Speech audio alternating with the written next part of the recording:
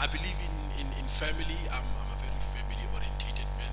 One thing that I've learned from those who have gone before us is that be careful at whom are you eating from? Are you learning from? Are you allowing to speak blessings or to lay hands on? Because I believe in what you do in private speaks more than what you do in public. I don't care really about what you do in public, but then what you do in private matters the most. And people say, no, but then that's their private life. No, but then how can you tell us that? How can you tell us about success while in private life you are dismally failing? So I'm one man that really believes in family. Some time back, I met a friend. Then later on, we became business partners. Then I started seeing this person, how she was handling money, and when I was down and out, she was there for me. Then that's when I realized that I know this one. Even when one day when I become a billionaire, she's not gonna mess up my stuff. That's why she's gonna take care of me. So then I brought my other half. And I think I like that. So that's one thing that I've learned from the great. By the way, I've just started. Like 2 minutes I'll be done, don't worry. But then if the spirit takes me, I might take the next 10 minutes. That's one thing that I've learned from a man called Dr. Miles Monroe. Blessed be his memory. Is that amongst all the speakers, most of us, if not all of us, we actually learn from his wisdom. And one of the things that I have learned from him is that he was a very family orientated man. What he preached is what he lived. He did not just say one thing, then behind the scenes he's doing everything opposite to exactly what he was saying, he was preaching. That's why even when the Lord took him, both him and the wife went together at the same time when they went down. Then one man said, it is great, as much as it cannot really be great, but then it was better that both of them left at the same time, because we don't think that any of them was going to survive without the other. It's just like how you and your better half are close, that they think that if your wife would go, you're gonna go crazy. So it's better that both of you would go. Then it shows that indeed they were one. Then I say to myself, Fred, if you can master one thing, at least master this thing. Master a family, be a hero to your family, then you become a hero outside. Then when you get home, it's like, oh, Papa, wait, putang.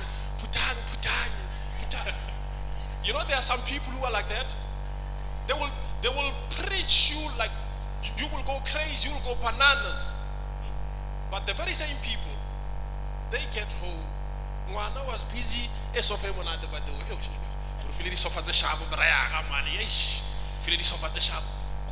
Maybe like your wife was just chilling at the nets of Sadiabato.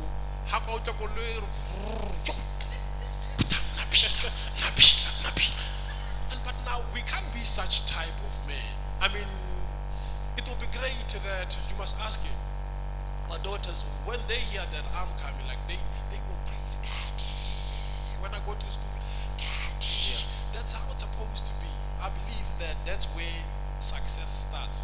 Starts at home first, then that's when you can take it out. What she didn't tell you about, I'm just going to be 10 minutes, then I'll be done. Because I can't wait to listen to my brothers. What she didn't tell you is that I was born in a rural village where there was only one TV3 story. Because sometimes we as speakers, I will talk, there they go again with that story. It's like one story for everybody. But unfortunately, I don't have other stories to tell but then my story. Because of when I tell you my story, then you get to know, okay, if he is here and he passed through this, then it means that these things are possible. Then I'm just going to leave you with one or two things that you can take home with. I'm born in a rural village in Bochum. It's about 5 hours, close to 5 hours drive north of this country. I'm I'm born in a village where there is no TV. The only TV is black and white using battery. Okay, the famous, the rich and famous ones in our village, right? Then we watching our Patrick Shai when he was still in Kusheng, because he was the first in Kusheng, I believe, right? So watching Kusheng, so meaning that you will be watching TV once, or either maybe if this is when Bafana Bafana started also. Either when maybe Bafana Bafana is playing or your Kaiser Chiefs, Pirates, Sundowns playing. But now you were only allowed to go there if your family had a good relationship with that family. Okay, see how success if time allow us allow time allow success. They're gonna chase you when you go to watch TV there. So make sure that you always talk to mommy, daddy, please, like couple us about this. Because I go level match, I go level store, come about this, right? And I saw that go. Me all to namola, how to pula mulumu. Then you just know that you are not welcome, right? So like you treat them very nice, like even the kids, you are very nice because if you know that at night you're coming. So now I was born in such village where there were about 3 cars, the whole village. It's a big village, it's not a small village. It's a big village of right now as we speak, plus minus 20,000 people staying there in that village. So it's quite a big village. That village we had no running water, there's no toilet. So meaning that if you want to do number 1, number 2, or number 3, please don't ask for this number 3. It meant that you need to go to the other side of the road, the main road, cross the main road, go to the bushes and help yourself. There are no tissues. I mean, that's luxury. Where are you going to find tissue? Because it's luxury. There are no newspapers. I mean, the only time that you will get newspapers is when the teachers, month end, they have bought newspapers to read. So now, if it happens that one of your family members is a teacher, then you know that Zatileo, you will just steal one. Now English just went to Britain now. Come and help me, young people. One sheet of paper there, then so that you can help yourself, right? So please don't ask me what you were helping yourself with, but then, yeah, some of us grew up very rough. I know what is adventure. Grew very rough, very tough. Then moved here in Mamelodi. Grew up in a 4-room house. The fence was falling. So every time these boys will be playing, then if you are tired, you just sit on the fence. There's like a huge rock because it's a corner house most. It happens so many times. Then some of these boys, when they're tired, they will kind of like lean, forgetting that fence if it's finished. Yeah. Then they will lean against the fence. Then all of a sudden, me and my brother, while we're inside, we'll hear boom. Then it means that the fence is down. And now we did not even have the courage to go outside to raise the fence. Because of now, they will be laughing at us, the very same people.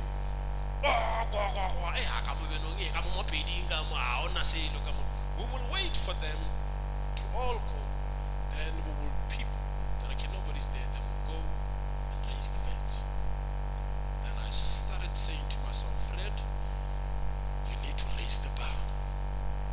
This can't continue forever. Can't continue forever. Then I met with God without sounding religious. Then I started reading where it says that for you are fearfully and wonderfully made. Then I read again where it says in the book of Matthew that for all things are possible to those who believe. Then I read again in the book of Matthew where it says that for whatsoever you ask in prayer, when you believe, you will receive. I'm like, okay, let me go practice these things. Let's see if indeed it's possible what God is saying. These things are possible. Let me go practice it. Then I started telling people, my school, this is what I'm going to do. I'm going to be doing this and that. I'm going to be on TV. I'm going to be a speaker. I'm going to write books. Then I remember one of my friends, Fred, you, a speaker, you don't even have top of the range Santen English. Instead of pronouncing the word that, you pronouncing it as that. You think you're going to be a speaker, dream on. In fact, I mean,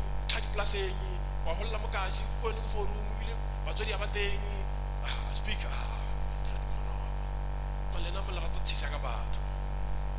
Then I said, Lord, if there is one person that I want you to keep alive, that that I would ask you to make sure that this person does not die is this one. Keep this one for me. Not only just for me, but for your glory. God, this one, until you bless me, until you do something new in me, please make sure that this one was sharp. Keep him for me. Lord, I beg you. I don't care, but not this one. This one must see your glory in me.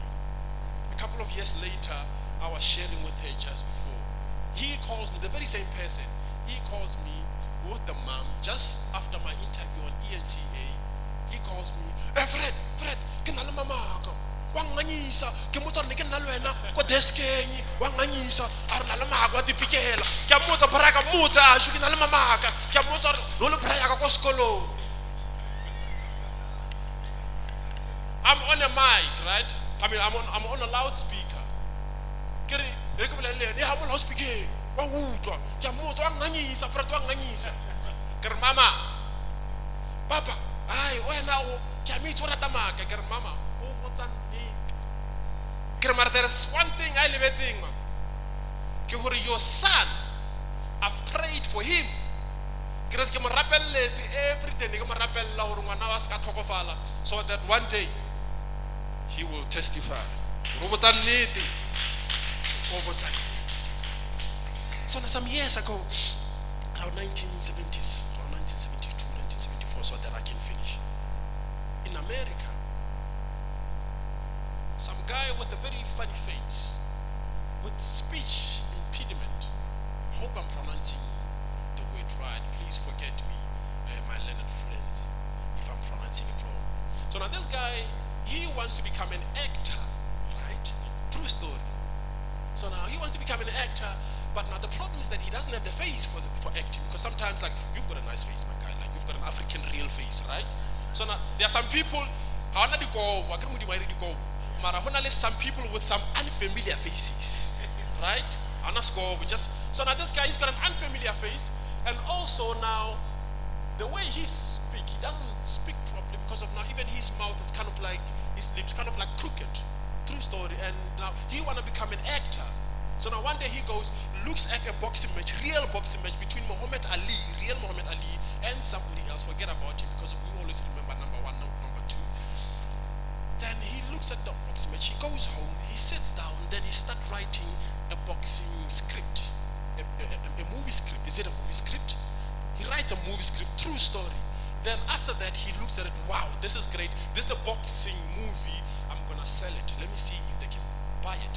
He goes to all these production houses. Then they reject, he gets rejection, true story. After rejections, up until now, it's like, oh, this thing is not really going to work. He'll start losing everything. Then one day, he still keeps on to this boxing script. Because sometimes you will be pregnant with something. And now when you feel that you are pregnant, now you will do anything. For a responsible woman, they will do anything to make sure that they protect this baby inside. No matter what, they will make sure that this that I'm carrying, I'm going to protect it. So now this guy, he's protecting the baby that is heavy. He leaves home, goes with his dog. He gets so much poor that he hits a ceiling. When they say a man has hit a ceiling, it means that you are at your worst. He sells a dog. We can sell a dog. But then when a white man sells a dog, true story, then you know that this is bad. So now this guy, he sells a dog because of now he can't afford anything. He can't even afford to feed the dog. He's sleeping on the street. True story. Up until one day, he keeps on knocking with this movie. Up until one day when he's got that script, then he gives it to one company. They said, wow, we like it. Can we buy it from you? He says, yes. He says, how much? They give him the amount. Then he said, wait a minute. Before you can buy, rather let me take half of the money. True story. Half of the money, but now I want to become the main leading actor in the movie. But now here's a problem. He's got an unfamiliar face. So you can't really qualify for the movie. Worst of them all, you can't even really speak properly. You've got a speech impediment. So now it's going to be a problem. How are we going to do this? He says, well, you get somebody to fix my face if you can. Get somebody again to teach me so that I can be able to Speak properly. They get all these guys, forget about the face, we can't really do the face. But then they try to kind of like teach him how to speak properly. Still, they can't really do much. They fail. How are we going to do it? They say, there's nothing that much that we can do. Okay, it's fine. Then they start shooting. They start shooting. Then they start shooting. They start shooting. Then they get ready. As they were about to shoot, he said, whoa, whoa, whoa, whoa, whoa. Wait a minute. My dog. And I once sold my dog. So what about your dog? I want that dog to be inside the movie as well. A dog inside the movie. True story. Says yes. My goodness. Where are we going to find the dog? I don't care. I don't know. Find the dog. Find the dog. I will help you find the dog. They start printing papers all over New York. They want the dog up until they find a dog from a new owner. Sir, we're going to buy the dog back. He bought it probably for about $10 US. Then he realized that they want to put it inside a movie. This is a bargain. Give me $100 US. That was a lot of money. Like, yo, that's too much. Okay, bye-bye. I will take my dog with. Okay, we will give you $100 US. Then he was very smart. He says, whoa, wait a minute. I also want to be part of the movie. True story. I want to be part of the movie as well. You're an old man, Matala. What you going to do inside the movie? I don't know. I just want to be inside the movie, even if I just pass. Then at least I was inside the movie. Put me inside the movie. Then now they have to now train this old man. This is what you're going to do. Again, train the dog. It's delaying the whole process. But now, when something is yours, it's going to be delayed. It's going to be delayed. Remember of the young man? God tells a pastor, not a pastor, a king, that get these two, husband and wife, to bring the sons. Then they bring the sons. He says, we're going to anoint one of them. Then the king says, it's not a son. It's not the one. It's not the one. It's not the one. He says, no, wait a minute. Isn't there somebody else that we're missing because of none of them is? Up until so, wait a minute. There is a young boy who is busy in the middle of the wilderness taking care of the sheep. Then they said, then the king said, nobody's going to eat until that one comes. They're the same as us. You know, when God has blessed you, everything will just stop for the sake of you until you get in. So now this guy, he was so smart because he knew that this thing is going to work.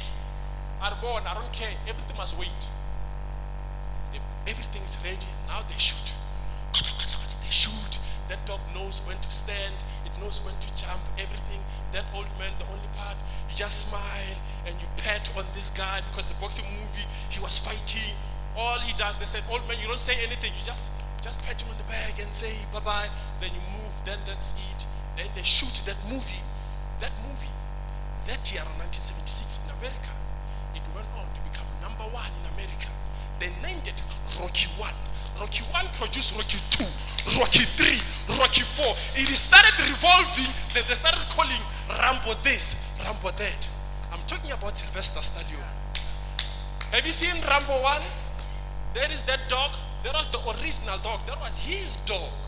Then there was this guy, an old man, he was taping him. There was nothing much that he was doing, but then there's an old man there. He's always forever there. He's the hobo guy who once bought the dog.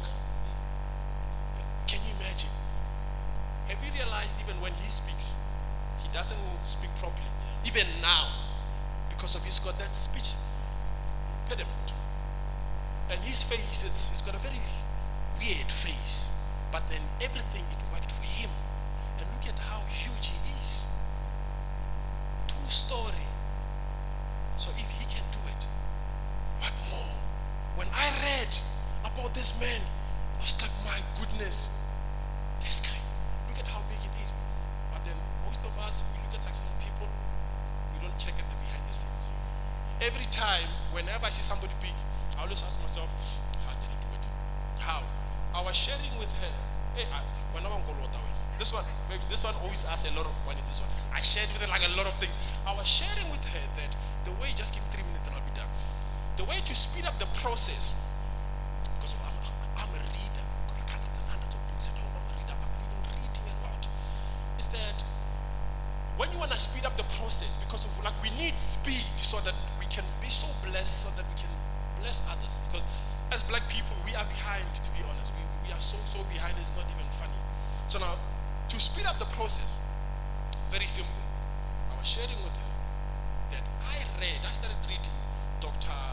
David Molab. I once shared a stage with him when I was the president of our school. When he came, he got paid for 20 minutes. I spoke for 5 minutes, he spoke for 15 minutes. It's about 25 years ago or so. And I know I look very young, and I'm talking about 25 years ago. High school is like, how possible is it? Take care of yourself then.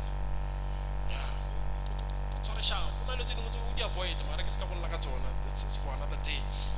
So now he speaks for 10 minutes, he speaks for 15 minutes, I speak for 5 minutes, then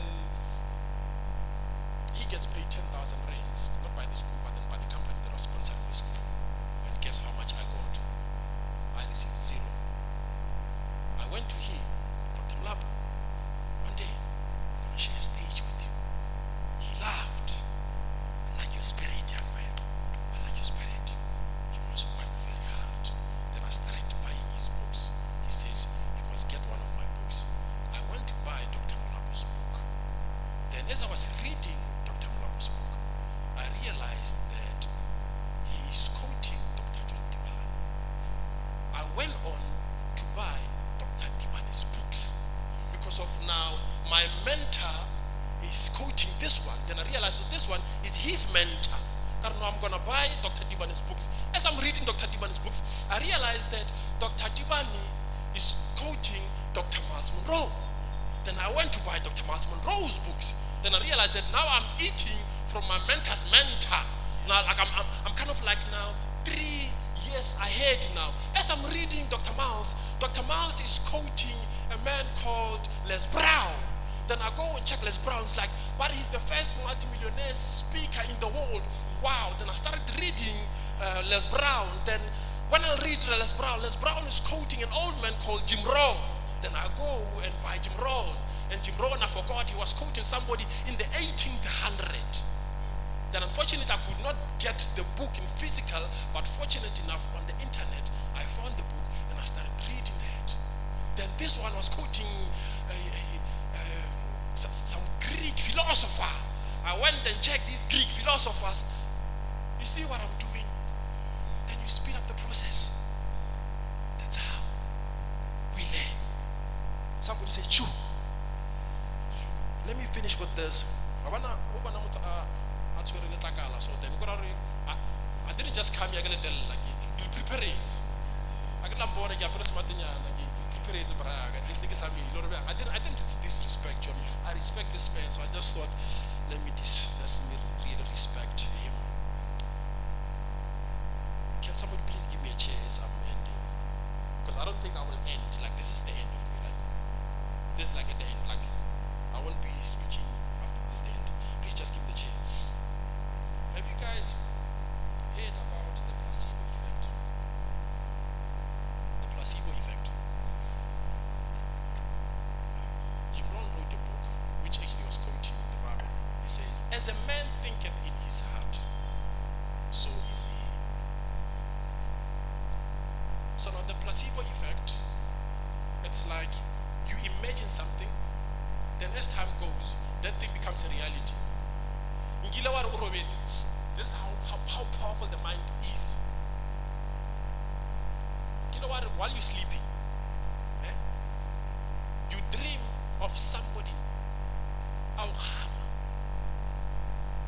It's a dream, it's not happening, it's not reality. But now within a couple of seconds, you wake up and you choke, and you're even sweating. Have you asked yourself, but then why? It was not a reality. You were in your bed, but you literally felt it. It's a placebo, what they call the scientists and psychologists, placebo effect. It's that thing of, the scripture says, as a man thinketh in his heart, so is he.